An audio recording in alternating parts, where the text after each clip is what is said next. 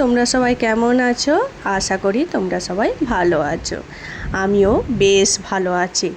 চলো তোমাদেরকে আজকে নিয়ে যাচ্ছি রাধানগরের প্যান্ডেলটার কাছে। এবছর রাধানগরের থিম হলো লাল কেল্লা। আমরা যখন ভিতর দিকে ঢুকছি তখন সাইডে দেখবে বড় বড় পাখা আর কুলো দিয়ে সাজিয়েছে, আর মাথার উপরে ফুলের ঝুড়ি এরকম পড়েছে।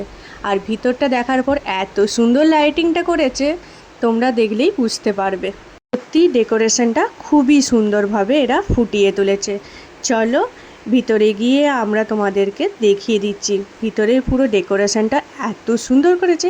আর মায়ের মুখটা সত্যি বলছি খুব সুন্দর মায়ের মুখটা করেছে।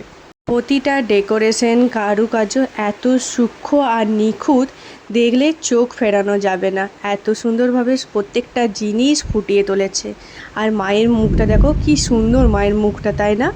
আমার তো বেশ লাগছিল মায়ের মুখটা। আর মায়ের সাথে মায়ের ছবি থাকবে না, এটা তো হতেই পারে না। এটা আমরা গেছিলাম ষষ্ঠী দিনে, আমি মা আর বাবা গেছিলাম। অন্তুর যেহেতু ডিউটি ছিল তাই অন্তু যায়নি। আর তারপর একদিন অন্তু ডিউটি করে আসার পর গেছিলাম আমরা সবাই মিলে, চারজনে মিলে থাকবো আর পুরো প্যান্ডেলগুলো ঘুরে ঘুরে দেখবো না, এটা তো হতেই পারে না। তারপরে আমরা একদিন চারজনে মিলেই গেছিলাম। দুটো ভিডিওই আমি একসাথে অ্যাটাচ করে দিয়ে দিয়েছি তোমাদের সাথে, তাই তোমাদের দেখতে কোনো যাতে অসুবিধে না হয়। বাইরের লাইটিংটা এত সুন্দর করেছে যে না দেখলে কেউ বিশ্বাসই করবে না যে এত সুন্দর লাইটিংটা হয়েছে। তোমরা দেখো এখানে ভারতের পতাকাটা উঠবে, এই টাওয়ারটাতে এত সুন্দরভাবে প্রত্যেকটা জিনিস ফুটিয়ে তুলেছে, মানে নিখুঁতভাবে প্রত্যেকটা জিনিসই আমাদের ফুটিয়ে তুলেছে। তোমরা কারা কারা এই প্যান্ডেলটা দেখেছো আমাকে ঝটপট কমেন্ট করে জানিও কিন্তু। এই প্যান্ডেলটায় আসার অন্যতম কারণ হচ্ছে এখানের লাইটিংয়ের জন্য। আর এখানে দেখো ভারতের পতাকাটা একবার করে দেখাচ্ছে, সঙ্গে সঙ্গেই বন্ধ করে দিচ্ছে, আবার কিছুক্ষণের জন্য দেখানো হচ্ছে। আর লাইটিংয়ের কারুকার্যগুলো এত সুন্দরভাবে করেছে দেখো, মানে দেখলে চোখ পুরো জুড়িয়ে যাবে, এত সুন্দর প্রত্যেকটা কাজ করেছে এরা। আর তার সাথে চলছিল আমাদের দেশের গান। আর দেশের ভক্তিমূলক গানগুলো যখন আমরা শুনি তখন লোম এমনিই খাড়া হয়ে যায়, তাই না? প্যান্ডেলটা আমরা প্রত্যেকটা নিখুঁতভাবে তুলে ধরার চেষ্টা করছি তোমাদেরকে, কতটা পেরেছি আমি নিজেও জানি না। আর এখানে দেখাচ্ছে আমরা কিভাবে দেশের স্বাধীনতা পেয়েছি।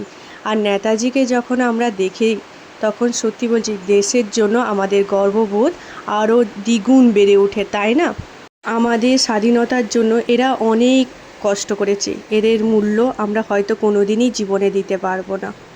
আজ এনারা না থাকলে আমরা হয়তো পরাধীন হয়েই থেকে যেতাম সারা জীবন। আর এখানে দাঁড়িয়ে দাঁড়িয়ে সবাই মন্ত্রমুগ্ধের মতন দেখেই যাচ্ছে, সত্যি মন্ত্রমুগ্ধের মতন দেখারই একটা বিষয়। আর দেখো গাছটা ভারতের পতাকা তৈরি করার চেষ্টা করেছে, সত্যি প্রত্যেকটা জিনিস এত নিখুঁত আর এত সুন্দরভাবে করেছে যে না দেখলে সত্যি বিরাট মিস করবে সবাই। ভিডিওটা দেখে তোমাদের কেমন লাগলো সেটার মতামত জানাতে একদম ভুলো না। আর আমরা চারজন একসাথে থাকবো আর কোনো ছবি উঠবো না, এটা তো হতেই পারে না, এটা আমাদের স্বভাব বিরুদ্ধে। তাই আমরা চারজনই ছবি তুলতে ব্যস্ত ছিলাম, প্রচুর ছবি তুলেছি। চলো ভিডিওটা শেষ করি। ভিডিওটা ভালো লাগলে লাইক শেয়ার কমেন্ট করো। আর প্রথমবার আমার চ্যানেলে আসলে প্লিজ আমার চ্যানেলে একটা সাবস্ক্রাইব করো।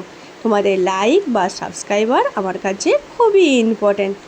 ভালো লাগলে তোমরা প্লিজ একটা কমেন্ট করে জানিও কিন্তু। Thank you for watching guys, tata.